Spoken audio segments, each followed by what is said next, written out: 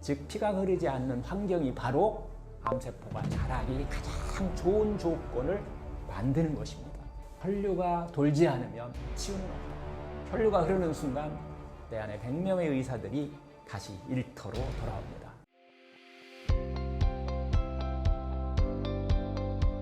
치유에서 혈류는 얼마나 중요한가요? 여러분 혹시 이런 경험이 있으신가요? 아무리 쉬어도 몸이 개운치 않고 막 손발이 얼음창처럼 이렇게 차갑고 어깨와 목은 늘 돌덩이처럼 이렇게 뭉쳐있고 머리는 무겁고 생각은 자꾸 흐려지는 뭐 이럴 때 우리가 혈액순환이 안 된다라는 말이 절로 이렇게 나오기도 하죠. 사실 이건 단순한 기분 탓이 아닙니다. 바로 혈류가 막히면 회복도 멈춘다는 몸의 신호예요. 오늘은 혈류의 중요성을 함께 나누려고 하는데요. 이 이야기를 들으시다 보면 그래서 내가 이렇게 피곤했구나 하고 고개를 끄덕이시게 될 겁니다. 제가 환자들을 만나면 가장 많이 듣는 말이 있습니다. 원장님, 저는 늘 손이 차갑습니다. 몸이 항상 피곤해요. 몸이 늘 무겁고 아무 의욕이 안 생깁니다. 이런 증상들의 공통점은요, 바로 혈액순환 장애입니다. 피가 잘 돌지 않으면 세포는요, 숨을 쉴 수가 없습니다. 필요한 산소와 영양은 들어오지가 않는 거죠. 버려야 할 노폐물과 독소는 계속 쌓이게 되는 거예요. 그 결과 몸은 스스로 고칠 힘을 잃어버립니다. 마치 강물이 막혀서 썩어가듯 혈류가 막히면 우리 몸도 점점 회복력을 잃어가는 거예요. 하지만 희망은 있습니다. 강물이 다시 흐르면 땅이 되살아나듯이 혈액순환이 회복되면 내 안에 100명의 의사들이 다시 일하기 시작합니다. 혈액은요, 단순히 몸을 적시는 액체가 아닙니다. 산소와 영양을 공급해주고 독소를 배출하는 생명의 강물입니다. 그래서 혈액순환이 중요하다는 것을 의학은 항상 강조하고 있는데요. 실제 연구에서도요, 혈액순환이 원활한 사람은 손발이 따뜻하고 활력이 넘치고 회복 속도가 빠르다. 그런 반면에 혈류가 막힌 사람은 작은 상처도 오래가고 쉽게 피곤하고 만성질환에 취약하다는 연구 결과들이 많이 있습니다. 결국 혈액순환이 좋지 않으면 면역, 해독, 재생을 비롯한 내 안의 의사들이 모두 멈춰버리는 거예요. 저에게 찾아온 60대 남성 환자분이 있었는데요. 늘 다리가 붓고 손발은 얼음장처럼 이렇게 차가웠는데요. 그분이 말씀하시길, 원장님, 저는 걷는 것도 너무 힘들고 늘 무기력하다고 이렇게 호소를 하셨던 분이었어요. 제가 이제 검사를 좀 해보니까 모세혈관 혈액순환이 다 막혀 있는 거예요. 그래서 저는 3가지 방법을 권했습니다. 첫째, 혈액순환을 방해하는 첫 번째 적이 당독소예요. 그래서 당독소를 만드는 가짜 음식을 좀 끊자. 흰 밀가루, 설탕, 가공식품이죠. 피를 끈적끈적하게 만들어주는 혈류를 방해하는 이런 것들을 좀 한번 줄여보자. 대신에 채소와 발화현미를 제가 많이 보내드리는데요. 이런 진짜 음식으로 피를 맑게 하도록 이렇게 이야기를 드렸습니다. 둘째, 작은 운동과 호흡으로 혈액순환을 한번 깨워보자. 매일 한 10분만 깊은 호흡과 식사 후에 가벼운 걷기를 실천하게 했습니다. 심장에서 모세혈관 끝까지 강물이 흐르듯 혈액이 돌도록 돕는 가벼운 루틴이었습니다. 셋째, 발가락 끝, 손가락 끝, 모세혈관을 지압 마사지를 한번 해주자. 우리 몸은 끝단, 발가락에는 모세혈관이 아주 많이 몰려 있습니다. 발끝을 꾹꾹 눌러주고 마사지하면은 막힌 모세혈관이 열리면서 혈류가 다시 살아납니다. 이렇게 3가지를 꾸준히 하길 권했는데요. 몇 주 후에 환자분은 이렇게 말씀하십니다. 손발이 좀 따뜻해지고 다리에 붓기도 빠지고 잠도 아주 잘 오고 피로가 한결 가벼워졌다. 진짜 살맛이 난다. 결국요, 피가 맑아지고 모세혈관이 열리면 혈액순환은 스스로 돌아오게 됩니다. 내 몸이 스스로 치유하는 힘, 자연치유의 눈으로 보면 혈액은 단순한 피가 아니라 치유의 강물입니다. 강물이 막히면 땅이 마르고 썩겠죠. 이렇게 되듯이 혈류가 막히면 세포는 산소와 영양을 받지 못해서 결국 병을 만들어내는 겁니다. 반대로 강물이 흘러가면 모든 생명이 살아나듯 혈류가 원활해지면 세포가 살아나고 면역이 회복됩니다. 그래서 저는 이렇게 말씀드립니다. 혈류가 돌지 않으면 치유는 없다. 혈류가 흐르는 순간 내 안에 100명의 의사들이 다시 일터로 돌아옵니다. 혈류가 막히면 단순히 손발이 차갑고 피곤한 수준을 넘어서 몸속에서 점점 더 깊고 무서운 변화가 진행됩니다. 자연주의에서는 이것을 독소 5단계라고 부르는데요. 피가 돌지 않아서 모세관이 막히고 독소가 빠져나가지 못할 때 몸은 다음과 같은 5단계로 병의 길을 밟아갑니다. 독소 1단계예요. 모세관 장애라고 저는 이야기를 하는데요. 혈류가 막히고 말초까지 피가 흐르지 않으면 가장 먼저 나타나는 것이 부종이에요. 그리고 수족냉증, 그리고 아랫배 차가움 같은 이런 순환장애 증상들이 나타납니다. 그래서 우리는 손발이 차갑다, 몸이 잘 붓는다는 신호가 우리 몸에서 나타나게 되는 것이죠. 이게 병의 시작입니다. 그 다음에 이제 독소 2단계, 신경과 에너지의 기능이 저하되는 단계예요. 혈액이 충분히 돌지 않으면 뇌와 신경계도 제 기능을 못하게 됩니다. 그래서 나타나는 증상들이 불면이에요. 그리고 또 만성 피로, 집중력 저하, 감정 기복이 심한 것도 이런 원리 때문에 그렇습니다. 우울감 같은 것도 찾아오게 됩니다. 몸보다 먼저 마음이 지치는 이유가 바로 여기에 있습니다. 독소 3단계, 염증과 대사질환이 오는 단계인데요. 순환이 막혀 독소가 계속해서 1, 2단계를 지나서 3단계까지 축적되면 조직에 염증이 생기고 대사도 무너집니다. 그래서 나타나는 증상이 만성적인 어떤 통증, 그 염증성 질환, 당뇨, 고혈압, 비만, 고지혈증, 고콜레스테롤 같은 이런 대사성 질환들이 이제 본격적으로 나타나는 단계입니다. 이제 독소 4단계. 이럴 때까지 우리가 제대로 개선을 하지 않으면 이제 독소 4단계 증상이 나타나게 되는데요. 이것은 면역계와 호르몬계 이상을 만들어버려요. 피가 돌지 않으면 독소가 깊숙이 계속 쌓이게 되면 면역 체계가 스스로를 공격하기 시작합니다. 그래서 우리가 이런 것들을 자가 면역 질환, 호르몬계 이상, 그리고 갑상선, 부신, 성으로의 어떤 불균형 같은 이런 몸의 조절 시스템이 무너져 버리는 겁니다. 5단계, 마지막 단계죠. 이것은 유전자까지 독소가 침범하는 단계예요. 그래서 유전자 손상과 암이라는 병을 만들어내는 단계인데요. 이 마지막 단계에서는 정말 세포의 환경이 많이 망가졌다는 거예요. 그래서 결국 유전자의 변이를 일으키는 것입니다. 결국 각종 암과 유전자 질환까지 이어지게 되는 거죠. 즉 피가 흐르지 않는 환경이 바로 암세포가 자라기 가장 좋은 조건을 만드는 것입니다. 피가 돌지 않는다는 건 단순한 피로의 문제가 아닙니다. 그건 몸속 치유 시스템이 멈추고 있다는 신호입니다. 반대로 혈류가 살아나면 독소는 자연스럽게 빠져나가고 세포는 다시 숨을 쉬면서 치유의 길로 들어섭니다. 혈류가 흐르는 순간 내 안에 100명의 의사가 다시 일하기 시작하는 거죠. 이것이 바로 자연치유의 시작이며 건강이 회복되는 진짜 첫걸음입니다. 치유는 멀리 있지 않습니다. 피가 돌면 몸은 회복합니다. 손발이 차갑고 몸이 무겁고 늘 피곤한 건 몸이 보내는 혈류의 1차 경고등입니다. 저는 오늘도 여러분의 몸속에서 정말 자연치유의 강물이 흐르기를 진심으로 응원합니다. 후 대체 어떤 음식을 먹어야 할까요? 암 진단 후 많은 환자들의 질문인데요. 이렇게 질문들을 하시죠. 원장님, 암 진단을 받고 나니까 정말 너무 혼란스러워요. 뭘 먹어야 할지도 모르겠고, 어느 곳에서는 채식이 좋다, 해독 조스가 좋다, 단식을 하라. 인터넷에서는 또 너무 많은 정보가 이게 떠돌고 도대체 뭐가 진짜인지 모르겠다는 이런 이야기를 많이 하시는데요. 그렇다면 정말 암 진단 후 음식은 무엇부터 바꿔야 할까요? 오늘은 이 질문에 대해서 이 의학적인 관점과 어떤 자연의학의 어떤 시선, 그리고 꼭 실천해야 할 식사 원칙 3가지까지 핵심만 좀 정리해서 나눠보겠습니다. 현대의학에서 암 환자의 식사는 보통 열량, 즉 칼로리와 면역과 관련 있는 단백질 보충에 중점을 맞춥니다. 항암중 우리가 체중이 줄게 되면 생존율이 떨어지기 때문에 칼로리 섭취가 중요하다고 말하는 거예요. 그래서 고기라든가 우유, 계란 같은 이런 고단백, 고지방, 또 보충용 음료를 권장하는 경우가 아주 많습니다. 하지만 여기에는 중요한 맹점이 하나 있습니다. 이 항암치료 자체가 우리 몸의 정상세포뿐만 아니라 면역세포도 약하게 만들기 때문에 단순히 칼로리만 늘린다고 해서 회복에 도움이 되는 것은 아니라는 거예요.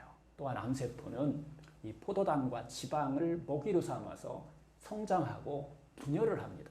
즉 잘못된 음식을 통해서 암을 키우는 결과가 될 수 있다는 경고도 무시할 수 없다는 거예요. 자연의학에서는 이렇게 말합니다.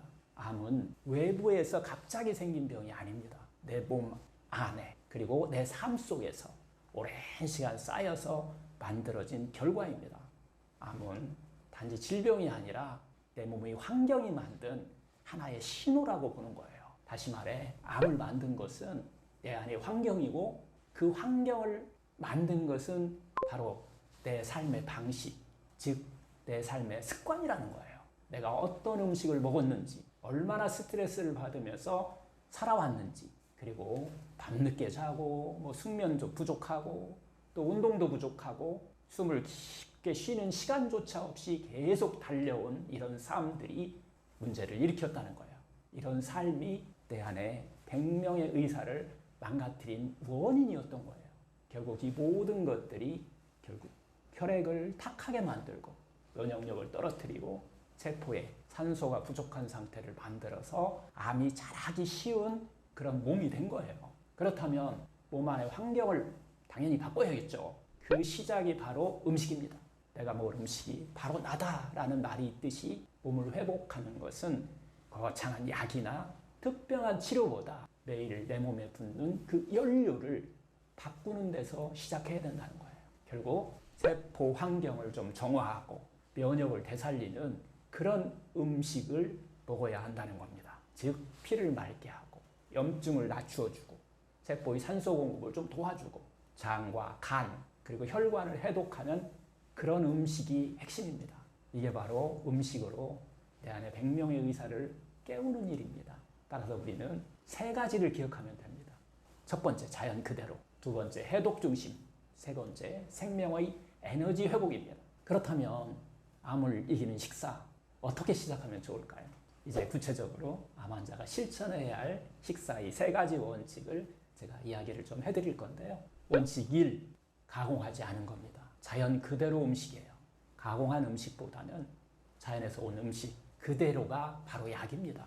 제철 채소, 생과일, 생채소, 통곡물, 발화현미, 자연에서 온 이 식물성 음식 위주로 익히지 않거나 최소한 익힌 상태로 먹는 것이 좋습니다. 왜 그럴까요? 가공식품, 인스턴트, 정제된 탄수화물은 우리 몸에서 염증을 일으키기도 하고요. 혈당을 빠르게 올리면서 세포가 제대로 숨 쉴 수 없게 만듭니다. 반면 자연 그대로의 음식은 피를 맑게 하고 세포에 산소를 공급하며 면역력을 되살려줍니다. 원칙 2, 공복은 최고의 의사입니다. 몸에 아무것도 들어오지 않는 순간, 즉 공복 상태는 우리 몸이 자가포식이라고 하는 오토파지라는 이런 현상을 통해서 세포에 자기 청소 시간을 주는 거예요. 이 손상된 세포들을 스스로 정리하고 회복하는 시간입니다. 그래서 하루에 2끼 식사, 밤부터 아침에는 공복을 유지하는 그런 14시간 이상이죠. 자연적인 어떤 간헐적 단식 루틴을 권장합니다. 단 체중이 너무 빠지거나 기력이 너무 떨어지신 분들은 꼭 전문가와 함께 조절하셔야 됩니다. 원칙 3, 해독을 돕는 음식 먼저 먹기입니다. 식사 순서를 조금 바꾸시는 거예요. 무엇을 먹느냐보다 어떻게 먹느냐가 중요합니다. 음식을 먹는 순서도 정말 매우 중요해요. 밥부터 먹기 전에 먼저 생채소를 드시는 거예요. 잎채소 5가지, 뿌리채소 3가지. 그리고 이것을 우리가 5-3 식사법이라고 이렇게 얘기를 했는데 꼭 기억해 주세요. 공복에 또 사과 당근 1컵도 아주 훌륭합니다. 이렇게 식사 순서를 바꾸게 되면은 혈당이 일단 안정이 되고요. 소화가 좀 쉬워져요. 그리고 간과 장의 해독 기능도 더 원활해집니다. 암을 이긴다는 것은 병과 싸운다는 것이 아니라 내 몸이 다시 살아나는 삶을 선택하는 일입니다. 그 첫걸음은 바로 음식을 대하는 태도에서 시작합니다.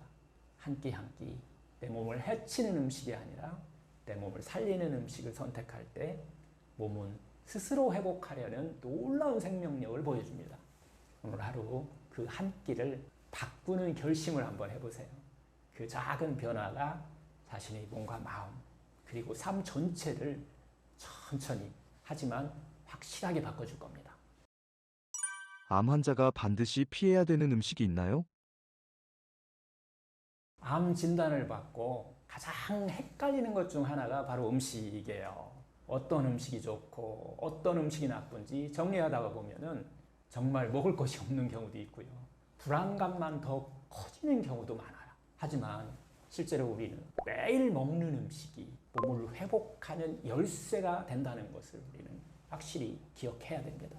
반대로 암을 키우는 독소가 되기 때문에 실제 생활에서는 피할 것은 피하는 것이 치료의 열쇠가 된다는 거죠. 그래서 오늘 영상에서는 암 환자가 피해야 할 음식 3가지를 중심으로 의학적인 이야기와 자연의학적인 어떤 시선 그리고 실천팁까지 명확하게 한번 정리를 해보는 시간을 가져보겠습니다. 의학적인 관점으로 볼 때 암세포는요 일반 세포보다 훨씬 빠르게 자랍니다. 이렇게 빠르게 자라는 암세포에게는 좋은 먹잇감이 따로 있어요. 암세포가 제일 좋아하는 음식은 뭘까요? 바로 설탕입니다. 포도당, 정제탄수화물이에요. 실제로 암세포는 정상세포보다 포도당을 10배 이상 더 많이 먹는다고 합니다. 암세포가 정상세포보다 포도당을 10배 이상 빠르게 소비한다는 거예요. 이건 단순한 어떤 이론이 아니라 100년 전부터 밝혀진 과학적 사실이에요. 1920년대에 독일의 생화학자 오토 바르부르크라고 하는 상당히 이 암하고 관련돼서 음식하고 관련해서 유명하신 분이 있는데요. 암세포가 산소가 있어도 포도당만 잔뜩 먹고 그걸 막 젖산으로 바꿔버린다는 것을 이분이 발견한 거예요. 그것을 갖다가 바르부르크 효과라고 우리가 이야기를 해요. 즉 암세포는 아주 비효율적이지만 포도당만 폭식하면서 자란다는 겁니다. 그래서 여러분들 요즘 병원에서 PET-CT 검사할 때도요, 그 포도당에 방사선 물질을 이렇게 딱 붙여가지고서 암세포를 찾아내는 방법으로 우리가 사용하게 되잖아요. 왜냐면은 암세포가 그걸 유독 잘 흡수하기 때문이에요. 암세포가 얼마나 포도당을 좋아하는지 우리는 영상으로 확인할 수 있는 그런 시대에 우리가 지금 살고 있습니다. 그래서 환자분들에게는 이 단 음식, 설탕, 음료수 같은 거, 정제된 탄수화물을 가급적 제한하라고 의학적으로 얘기를 계속 드리는 거예요. 그 다음에는 암 진단 후에 절대 먹으면 안 되는 음식 2번째는요. 트랜스지방과 산화지방입니다. 이건 어떤 음식에 들어있냐면요. 튀김, 바삭한 과자, 패스트푸드, 마가린 쇼트닝, 오래된 기름으로 조리된 음식 속에 들어있어요. 이런 지방들은 몸에 만성적인 어떤 염증을 일으키기도 하고요. 면역세포의 기능을 떨어뜨립니다. 특히 간 해독 기능에 부담을 주기 때문에 암 치료 중인 분들에게는 2배로 해롭습니다. 그리고 마지막 3번째는 가공육과 화학 첨가물이 많은 인스턴트 식품들입니다. WHO 세계보건기구에서는 햄, 소세지, 베이컨, 통조림 같은 어떤 가공육을 1급 발암물질로 이렇게 분류하고 있어요. 즉 담배와 같은 등급이라는 뜻입니다. 이런 가공식품에는 방부제나 착색료, 인공 조미료 같은 간에서 해독해야 될 이 독소가 한가득 들어 있습니다. 이런 음식을 자주 섭취하게 되면 결국 면역력은 떨어뜨리고 또 간과 장이 피곤해지고 몸 안에 계속 산화와 염증 상태가 계속 이어지겠죠. 전체적으로 한번 정리를 해볼까요? 암세포를 키울 수 있는 대표적인 음식 3가지는 첫째, 설탕, 정제된 탄수화물. 이 포도당은 암세포의 주 먹잇감이라는 거고요. 둘째는 트랜스지방, 산화된 기름은 면역 기능과 해독력을 떨어뜨린다는 거고요. 3번째, 가공육과 인스턴트 식품들은 발암물질과 독소의 총집합이다라는 이야기로 말씀드릴 수 있는데요. 하지만 반대로 이렇게 생각해 보면 이 3가지만 피하셔도 몸은 분명히 달라지기 시작한다는 거예요. 지금부터는 자연의학 시선으로 조금 더 깊은 질문을 던져볼까요? 왜 우리는 회복의 첫걸음이 음식이라고 말할까요? 우리는 흔히 치료는 병원이 하는 것, 약을 먹어야 병이 낫는다 이런 생각을 갖고 있잖아요. 자연의학에서는 내 안에 100명의 의사를 깨우는 것이 치유다라고 하는 것이 기본이잖아요. 몸이 스스로 치료할 수 있는 힘이 있다라는 거예요. 그 힘을 살리는 열쇠가 바로 음식에서 시작된다는 겁니다. 암은 단순히 세포 하나하나가 잘못된 게 아니라 몸 전체 환경이 망가졌다는 신호입니다. 암은 어느 날 갑자기 생긴 게 아닙니다.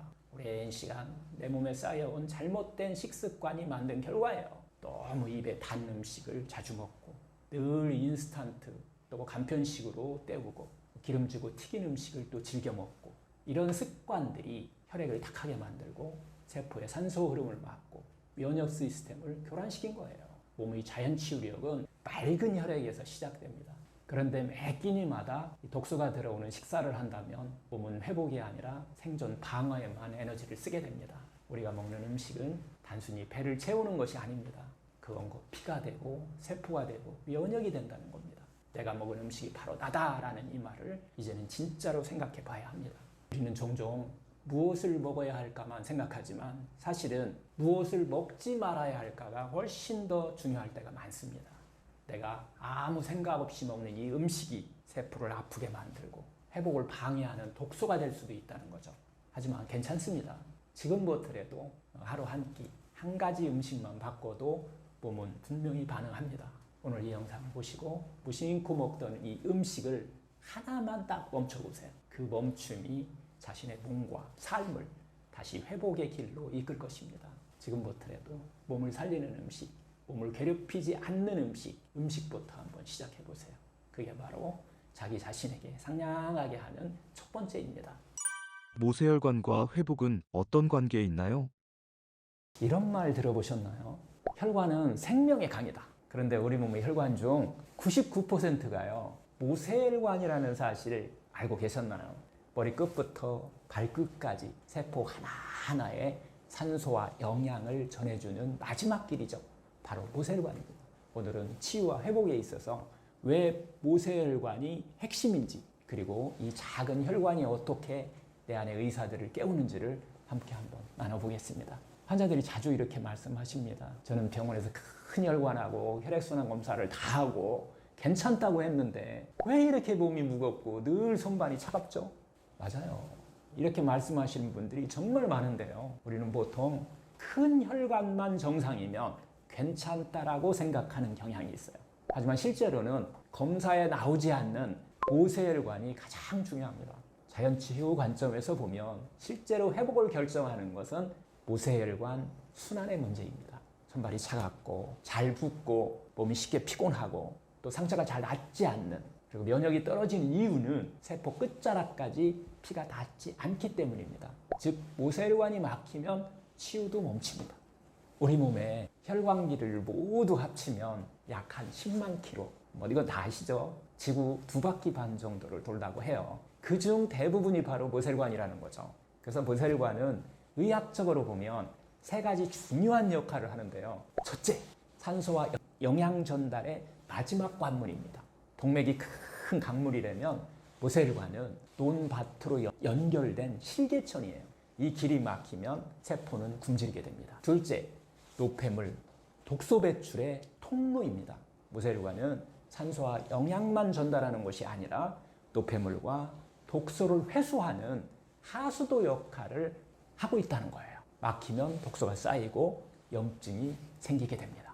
셋째, 면역과 회복의 최전선인데요. 면역세포들이 활동하는 최전선이 바로 모세혈관입니다. 피가 끝까지 돌지 않으면 면역도 그 자리에는 도착할 수가 없어요. 결국 모세혈관이 열려야 세포가 살아나고 또 면역이 깨어나면서 회복이 시작됩니다. 세계적인 어떤 면역학 분야에서 가장 권위 있는 학술지 가운데 하나인 네이처 리뷰즈 이뮤놀로지라고 하는 2011년일 거예요. 연구에 따르면요. 미세혈관 순환이 원활할 때 면역세포가 암세포를 억제하지만 순환이 막히면 면역력이 현저히 떨어진다고 보고했습니다. 또 다른 연구에서도 채소, 과일, 통곡물 식단을 꾸준히 한 그룹은 모세혈관 탄력이 높아지고 혈류량이 증가하면서 만성질환과 염증 위험이 크게 줄었다고 이야기를 합니다. 즉, 피가 세포 구석구석까지 잘 흐르는지 여부가 단순한 컨디션의 어떤 차이를 넘어서 병의 경과와 회복 속도를 바꾼다는 것입니다. 내 몸이 이게 스스로 치유하는 병을 이기고 회복하는 힘이라고 우리가 얘기하죠. 이걸 우리가 자연치유라고 하는데 이 자연치유 눈으로 보는 것들을 여러분들은 좀 습관할 필요가 있어요. 이 자연치유 눈으로 보면 모세혈관은 이건 단순한 혈관 아닙니다. 내 안에 100명의 의사들이 일하는 어떤 치유의 현장입니다. 특히 암 환자분들은 항암 치료를 받고 나면 가장 먼저 무너지는 곳이 바로 손발 끝이에요. 손끝, 발끝, 모세혈관입니다. 그 이유는 간단합니다. 심장에서 가장 멀리 떨어진 곳이기 때문에 혈류가 약해지면 가장 먼저 타격을 받는 곳이기 때문이에요. 그래서 항암 이후 이런 증상들이 잘 나타납니다. 손발이 냉해지고 말초신경염 종종 잘 생기는데요. 찌릿찌릿한 어떤 통증과 불쾌감이 손 발끝에서 종종 나타나기도 하죠. 이게 좀 심해지면은 손끝 발끝이 푸르스름하게 변하는 이걸 우리가 청색증까지 나타나기도 합니다. 이 모든 것이 바로 모세혈관이 멍들고 흐름이 끊겼다는 신호입니다. 피가 끝까지 돌지 못하면 그곳에서 세포가 숨을 쉬지 못하고 회복도 멈추는 거예요. 이때 가장 중요한 치유 방법이 바로 제가 항상 여러분들한테 권해드리는 모세혈관을 지압하고 마사지하는 겁니다. 모세혈관 지압 마사지는 병원에서 이거 의사가 해주는 치료가 아닙니다. 여러분들 가족끼리 서로 배우고 2인 1조로 직접 손을 써서 해줄 수 있는 가장 따뜻한 자연치유법입니다. 매일 하루에 한 10분 정도 도구를 이용해도 괜찮아요. 도구와 손을 이용해서 발가락과 손가락의 끝 모세혈관을 자극하게 되면 이 멈춰있던 혈류가 다시 흐르기 시작합니다. 제가 보통 보면 한 5, 6회 정도만 꾸준히 해줘도 정말 놀라운 변화가, 회복의 변화가 있는 경우가 많습니다. 특히 항암 부작용으로 힘들어하던 이런 환자분들도 손발에 찬 기운이 사라지게 되고 말초 신경통이 줄어들고 또 몸의 회복 속도가 빨라지는 것을 그냥 쉽게 우리가 경험할 수 있습니다. 그동안에는 우리가 자연치유법으로는 족욕 같은 거 많이 하셨잖아요. 그리고 찜질 같은 것도 하셨고 몸을 따뜻하게 하는 이런 방법에 의존했다면 이제는 모세혈관 지압 마사지법으로 자연치유의 최고의 운동법을 여러분들이 한번 체험하는 이런 기회가 되면 좋을 것 같은데요. 여기서 무엇보다 소중한 것은 이게 가족의 손길이 곧 치료가 된다는 것입니다. 따뜻한 손길 속에서 혈류는 다시 흐르고 잠들어 있던 내 안의 의사들이 깨어나게 됩니다. 특히 이제 피가 돌지 못해서 차갑고 멈춰 있던 그 말초에서 다시 따뜻함이 돌아오고 생명이 움트는 순간 그것이 바로 자연치유의 힘이 돼서 우리 몸이 스스로 치유하는 길로 들어가는 가장 확실한 방법이기도 합니다. 작은 이 손길 하나가 몸속에 거대한 강을 다시 흐르게 만들 수 있습니다. 그리고 그 강물은 다시 당신의 몸을 치유의 길로 이끌 것입니다. 여러분, 회복은 멀리 있지 않습니다. 모세관이 열리는 순간 치유는 이미 시작된 겁니다. 손발이 차갑고 몸이 늘 무겁고 숙면을 취할 수 없고 쉽게 피곤하다면 그건 모세혈관이 막혔다는 몸의 신호입니다. 오늘부터 작은 실천을 한번 시작해 보세요. 공복에 따뜻한 물 한 잔, 피를 또 맑게 하는 생채소와 바람의 의지의 진짜 음식, 그리고 무엇보다 모세혈관 지압 마사지로 손발 끝을 자극해 주는 것. 이 작은 습관들이 막힌 혈류를 열어주고 내 안의 의사들을 다시 일으켜 세웁니다. 저는 오늘 또 여러분의 세포 구석구석까지 치유의 강물이 흐르길 진심으로 응원합니다. 집에서 모세혈관을 자극하는 가장 쉬운 방법은 무엇인가요? 그 모세혈관 도수법은 도구와 손을 이용해서 손끝, 발끝을 자극해 주는 거예요. 결국 손끝, 발끝에 거의 상당히 중요한 모세혈관이 다 분포되어 있기 때문에 그곳을 자극해 줌으로 인해서 그 흐름을 좋게 해주는 방법인데요. 우리가 그냥 돌아다니면서도 할 수 있고 어디 차 타고 다니면서도 할 수 있어요.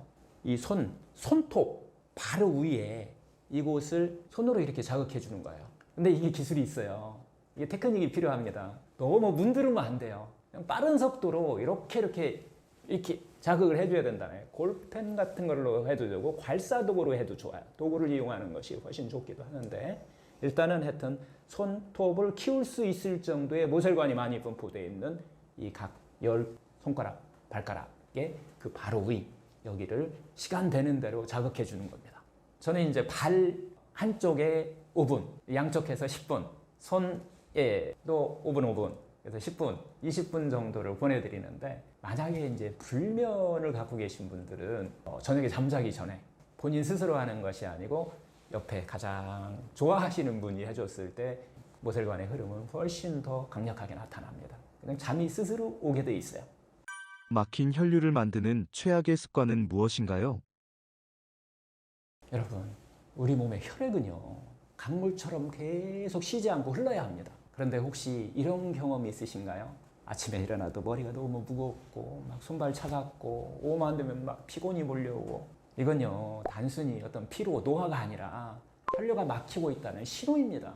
오늘은 바로 이 혈류를 막아버리는 이 최악의 습관에 대해서 이야기를 할까 합니다. 혹시 지금도 무심코 반복하고 있는 이 잘못된 습관이 여러분 몸속 혈류를 가로막고 있지는 않을까요? 환자분들을 만나면 이런 공통된 이야기를 제가 자주 듣는데요. 원장님, 저는 바빠서요, 뭐 채소, 과일 같은 이런 좋은 음식은 먹을 시간이 없어요. 그냥 인스턴트 음식 먹기도 바빠요. 그리고 운동할 시간도 없어요. 야근이 많아서 늦게 먹고 바로 그냥 눕습니다. 그래서 그런지 스트레스는 늘 풀 틈도 없고 늘 긴장되어 있다라고 하는 이야기들을 하시는데요.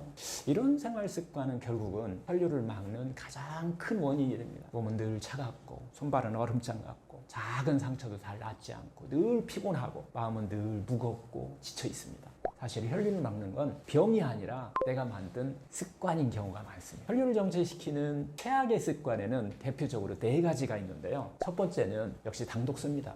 끈적끈적한 이 당독소는 우리가 만드는, 우리가 먹는 가짜 음식들이에요. 정제된 밀가루, 설탕, 가공식품이죠. 피를 끈적하게 만들어서 결국은 마지막 혈류를 다 막게 돼 있어요. 모세혈관부터 막게 돼 있는 거죠. 특히요, 단음료, 제일 이 당독소를 심하게 만들게 돼 있는 정제된 술하고 저는 빵을 얘기하는데요. 2개가 모세혈관을 막는 당독소의 주범입니다. 두 번째는 운동 부족과 오래 앉아 있는 습관입니다. 현대인들이 하루의 대부분을 의자에 앉아서 보내는 경우가 많은데요. 이 다리의 혈류가 이게 정체되면 우리가 흔히 이제 뭐 하지정맥류나 뭐 혈전, 부종 같은 것이 이렇게 증상으로 나타나고 순환장애의 문제가 꼭 나타나게 돼 있죠. 세 번째는 스트레스와 긴장된 어떤 삶의 습관입니다. 늘 교감신경이 과도하게 이렇게 켜져 있으면은 혈관은 결국 수축되고 혈류는 막힙니다. 결국 가슴은 답답하고 손발은 차갑고 면역은 점점 떨어지는 원인이 되죠. 마지막 4번째는 수면 부족과 과로 습관입니다. 밤새 휴식이 없는 이 몸은 회복할 시간이 없어버리는 거예요. 그 혈류의 리듬이 깨지면서 자율신경과 호르몬까지 무너지게 됩니다. 이 4가지가 바로 혈류를 막는 최악의 습관입니다. 이 심장학 분야에서 세계적으로 권위에 있는 학술지가 있는데요. 네이처 리뷰지 카디올로지라고 하는 학술지인데요. 2019년 논문에서는 이 운동 부족과 당독소, 거기서 이제 고지방 식습관을 얘기해요. 지방이 많은 식습관은 미세혈관 손상을 가속한다는 사실을 이렇게 발표하기도 했어요. 심신의학으로 유명한 국제학술지가 있어요. 저널 오브 사이코소매틱 리서치라고 하는 이런 연구에서도 2010년 연구에서는 만성 스트레스와 얕은 호흡을 가진 그룹이 혈류 지표가 상당히 낮더라. 그리고 면역 수치 역시 떨어진다는 것으로 이렇게 논문을 발표했는데요. 여러 연구에서 이런 결과들이 많이 나옵니다. 가공식품 섭취가 많은 사람일수록 모세혈관 탄력이 감소하다라고 하는 연구도 있고요. 그래서 결국 혈류가 막히고 회복력이 떨어진다라고 하는 이런 연구 결과들이에요. 결국 우리가 매일 반복하는 이런 습관이 혈류를 열기도 하고 막기도 한다는 것이 과학적으로 계속 증명이 되고 있습니다. 저한테 오신 한 60대 남성 환자분이 계셨습니다. 평소 생활 습관은, 이분은 늘 평소 생활 습관이 같아요. 저녁 늦게 술과 야식 즐겨요. 그리고 또 배부른 채로 바로 눕는 생활을 하셨습니다. 낮에는 과로, 밤에는 불규칙한 생활이 계속 반복됐었는데요. 결국 이분은 암 진단을 받고 이제 항암 치료까지 받게 됐습니다. 항암이 끝난 뒤부터는 이 손발이 막 얼음장같이 차가워진 거예요. 그리고 손끝과 발끝은 푸르스름하게 변하는 청색증이 나타나기 시작했는데요. 게다가 더 힘든 것은 밤만 되면 막 손발이 찌릿찌릿해져 갖고 잠을 잘 수 없을 정도로 힘들어 하셨던 분이었어요. 결국 혈류가 막히고 모세혈관이 무너진 전형적인 모습이죠. 저는 이분이 가족에게 모세혈관 지압 마사지를 한번 가르쳐 드렸어요. 도구와 손을 이용해서 발가락, 손가락 끝을 꾹꾹 눌러주고 자극하는 방법이었죠. 하루에 10분, 20분 가족이 직접 손발을 잡아주면서 실천하게 했는데요. 이분 같은 경우는 단 3, 4회 정도 이렇게 했는데도 불구하고 놀라운 변화가 찾아왔습니다. 이 차갑던 손발이 점점 따뜻해지고 푸르스름하던 이 청색증, 이 색깔이 다시 밝은 색으로 돌아오고 말초신경염의 그 찌릿찌릿한 증상이 상당히 많이 줄어들었습니다. 환자분은 이렇게 말씀하시더라고요. 항암 때문에 무너진 몸이 다시 살아나는 그런 느낌이다. 무엇보다 가족이 직접 제 손발이 이렇게 잡아주면서 해주니까 몸뿐만 아니라 마음까지도 이렇게 치유되는 느낌이다 라는 말씀을 하셨는데, 이처럼 모세혈관 지압 마사지는 단순한 마사지가 아닙니다. 혈류를 회복시키고 항암 부작용을 줄여주고 무엇보다 가족의 손길을 함께하는 새로운, 어떻게 보면 자연치유법입니다. 결국 내 몸이 스스로 치유하는 힘이라고 그랬죠. 이 자연치유의 눈으로 보면은 혈류를 막는 것은 병이 아니라 습관입니다. 가짜 음식, 앉아만 있는 생활, 스트레스, 수면 부족, 이 네 가지가 혈류의 흐름을 막고 병을 만드는 이런 땅으로 우리 몸을 바꾼다는 거예요. 그러나 반대로 습관이 혈류를 열 수도 있습니다. 진짜 음식 먹고 하루에 10분 깊은 호흡을 하면서 또 긴장을 좀 풀고 가볍게 좀 걷고 가족과 함께 모세혈관 지압 마사지를 이렇게 실천하게 되면 혈류는 결국 흐르게 되고 세포가 숨을 쉬고 내 안의 의사들이 다시 일하기 시작합니다. 여러분, 혈류는 생명의 강물입니다. 습관이 강물을 막을 수도 있고 흐르게 할 수도 있습니다. 오늘 여러분의 생활에는 어떤 습관이 자리 잡고 있나요? 당독소를 만드는 가짜 음식, 스트레스, 수면 부족 같은 이런 습관입니까? 아니면 혈류를 열어주는 작은 실천입니까? 오늘 단 한 가지 습관만이라도 한번 바꾸면 어떨까요? 가짜 음식 좀 줄이고 호흡을 좀 깊게 하고 손발 끝을 자극해 한번 보세요. 그 순간 막혔던 혈류가 흐르기 시작하고 내 안에 100명의 의사들이 다시 일어납니다. 저는 오늘도 여러분의 몸속에 치유의 강물이 막히지 않고 회복의 힘이 흐르길 진심으로 응원합니다.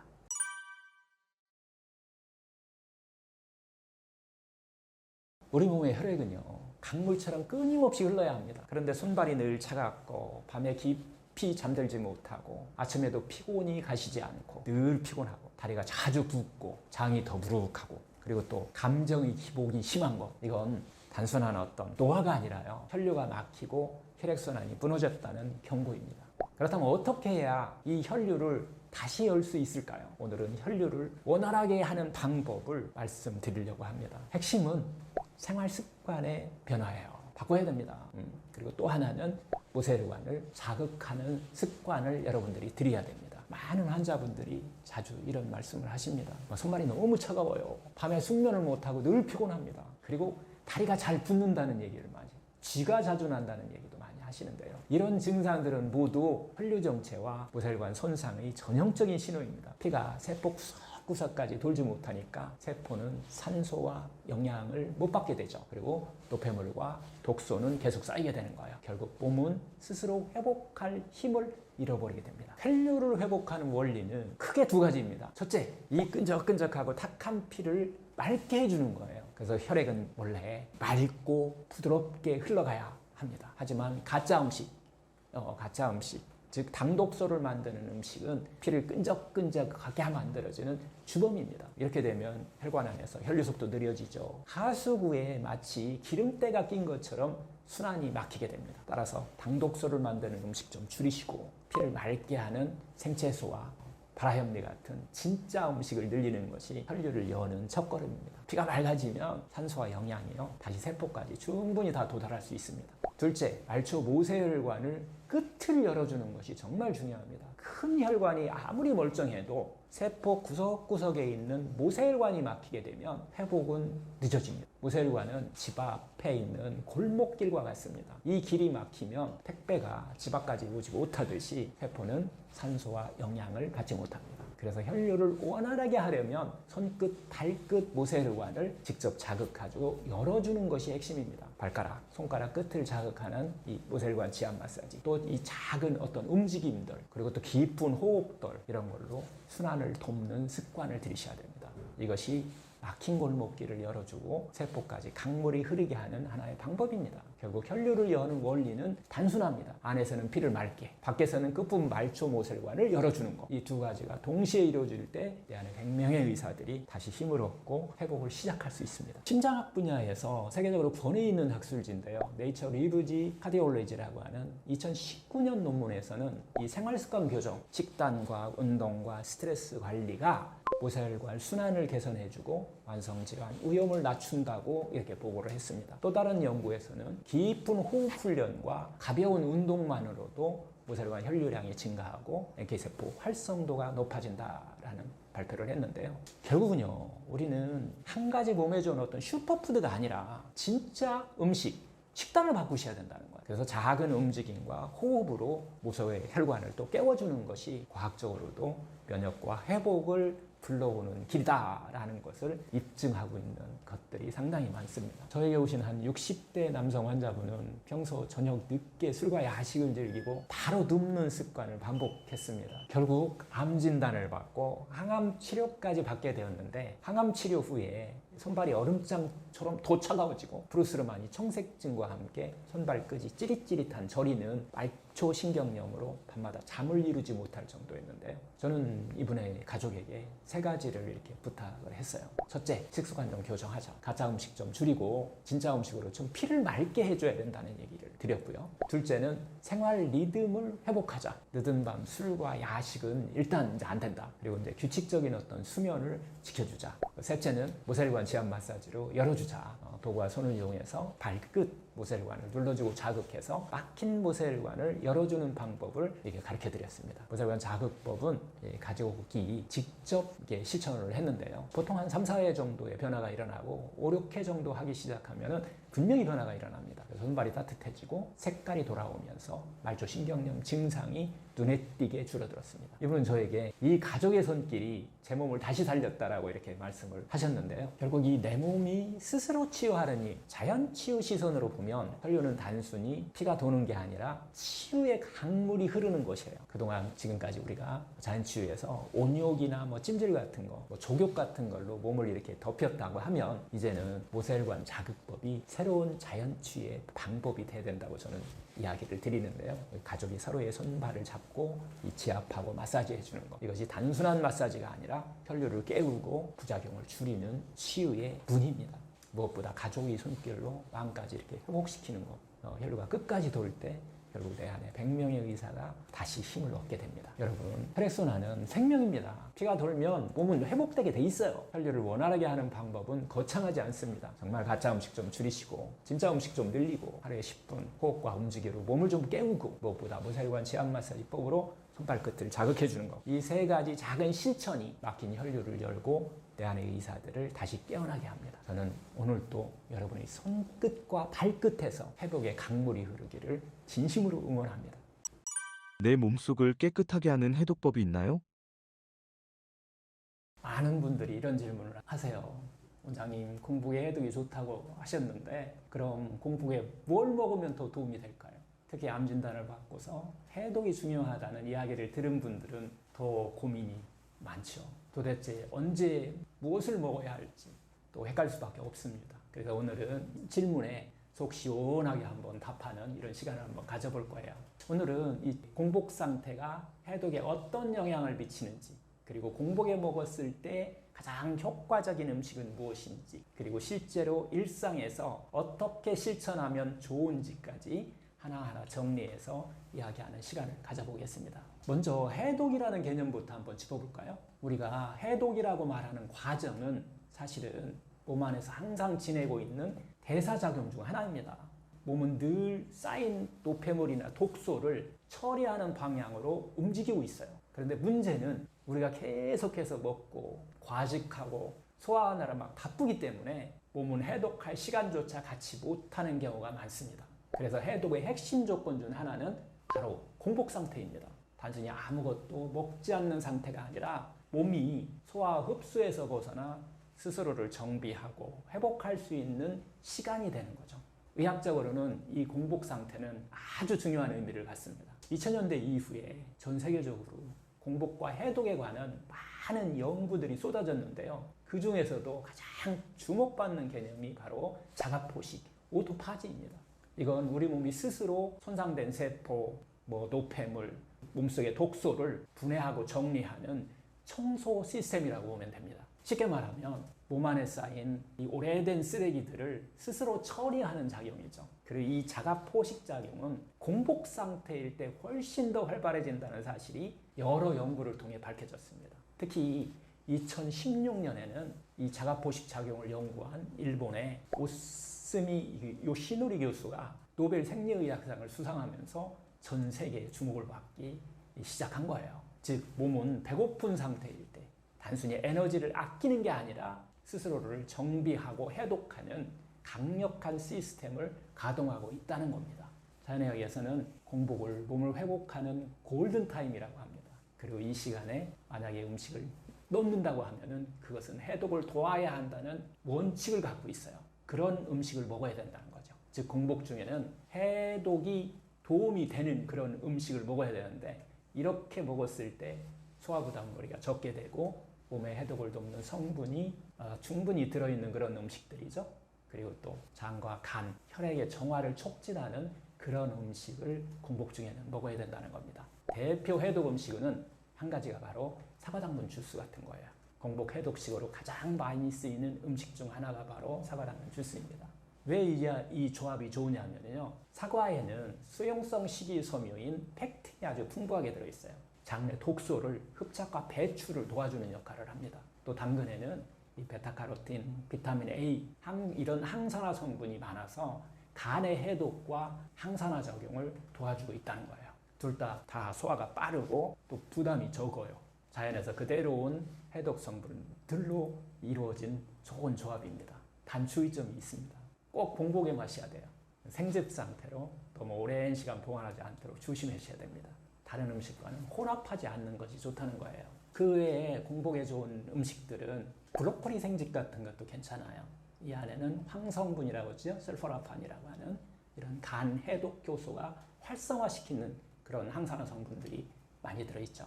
비트하고 사과 주스도 괜찮습니다. 간과 혈액의 해독에 아주 탁월한 효과들을 갖고 있습니다. 물 대신 레몬 하나 타서 드시라고 하는 레몬물인데요. 이것은 알칼리화 작용을 시켜주고 신장을 좀 정화하는 그런 작용을 하고 있습니다. 또 양배추즙도 괜찮아요. 의점막을 좀 보호해주기도 하고요. 또 항염 작용이 강합니다. 이런 음식들은 공복의 소량, 단독으로 섭취하는 게 좋은데요. 이렇게 섭취하게 되면 장과 간, 혈액의 부담 없이 해독 기능을 도와줄 수 있습니다.